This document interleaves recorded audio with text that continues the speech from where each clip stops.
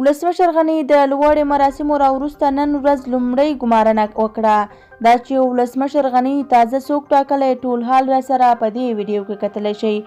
خو که تر اوسه مو زموږ چینل نه وي سبسکرایب کړی نو زموږ چینل ځان سره سبسکرایب کړئ. درنو لیدونکو سلامونه، نیکې هیلې مې ومنئ. وخت مو بخیر.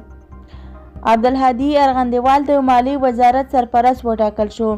ولسمشر غني د بیا ځل ولسمشر کېدو له لوړې راوروسته د وزارت په کچه لومړۍ لویه ګمارنه وکړه او عبدالهادي ارغندیوال یې د مالیې وزارت سرپرست ټاکلی. د ولسمشر سلاکار وحید عمر په دې اړه په یوه ټویټ کې ویلي چې د ارغندیوال به له دې وروسته د ولسمشر په فرمان د مالیې نومان د وزیر او سرپرست په توګه دنده مخته وړي.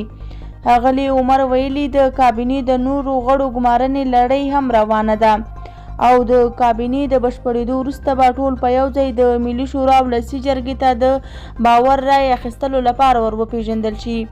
ارغندیوال چې د حزب اسلامي د جلا شوې شاخې مشر او د مذاکراتي پلاوي غړی هم دی، په دولت کې د ولسمشر د نوې کابینې لومړۍ ګمارنه ده.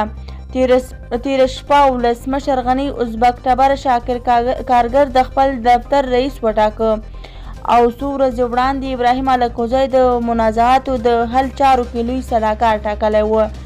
د ولسمشرۍ مانۍ ستر سلاکار وحید عمر تر دې یوه ورځ وړاندې وویل د کورونا له کبله روان بحران د نوې کابینې جوړولو چارې پسې کړي.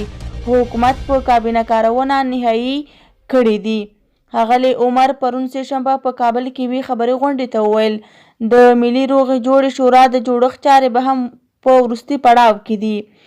د نوموړي په خبره په تېرو دریو اونیو کې د حکومت ډېر انرژي او وخت د کورونا وایرس د مخنیوي په لارو چارو ولګېد، خو زیاته یې کړه ژر به نوې کابینه جوړه شي.